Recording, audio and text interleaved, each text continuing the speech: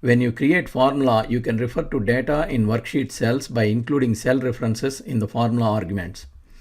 For example, when you enter or select the cell reference B3, the formula uses the value of that cell to calculate the result. You can also reference a range of cells. While you can enter cell references in formulas by typing, you can also enter them by selecting them by using the mouse or arrow keys. This is called pointing method. Using this method helps you avoid errors when entering cell references into your formulas. Instead of entering the cell reference by typing, you can click on a single cell or select a range of cells with your mouse, and Excel will automatically insert those cell references into your formula. You can enter cell references from other workbooks into the formula. In the example, there are two workbooks, Company A and Company B. Say you want to calculate the sum of order totals for David from both Company A and Company B. Select the cell in Company A into which you want to input the formula.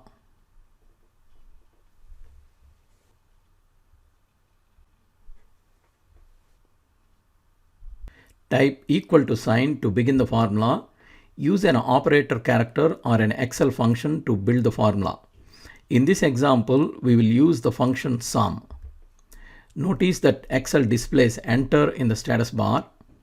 Now select cell E2 by clicking in the cell to enter it into the formula.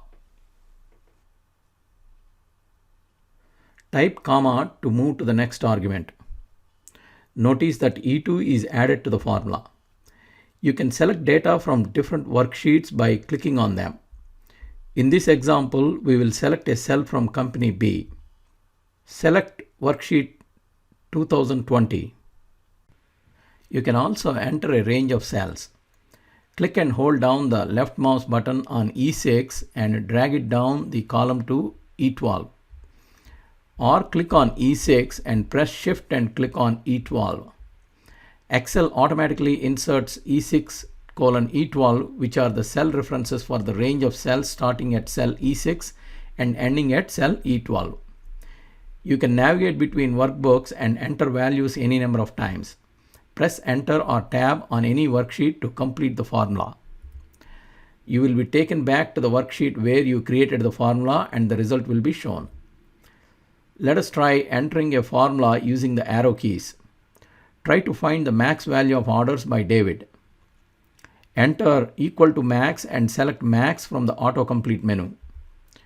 Navigate the worksheet using the right, left, up or down arrow keys to reach a cell you want to enter into the formula. As you press these keys, Excel will display a dashed border around the selected cell. A cell reference of the selected cell will appear in the cell where the formula is being entered and in the formula bar. Select cell E2. The dashed border encompasses cell E2 and add that cell address to the formula. In addition, Excel displays point at the status bar. Type a comma. A solid color border replaces the dashed border of the selected cell and enter appears in the status bar. Select another workbook using Ctrl and Tab key. Keep in mind the workbook should be open. To select another worksheet, press Ctrl and page down to move right or Ctrl and page up to move left. You can view and edit the formula in the formula bar. Now select cell E5. Type comma and select the next cell. Once you type comma, it moves to the next argument. Select worksheet 2020. To select a range of cells, move to the first cell in the range and hold the Shift key and move to the last cell. As you move, the cell references for the range of cells will change.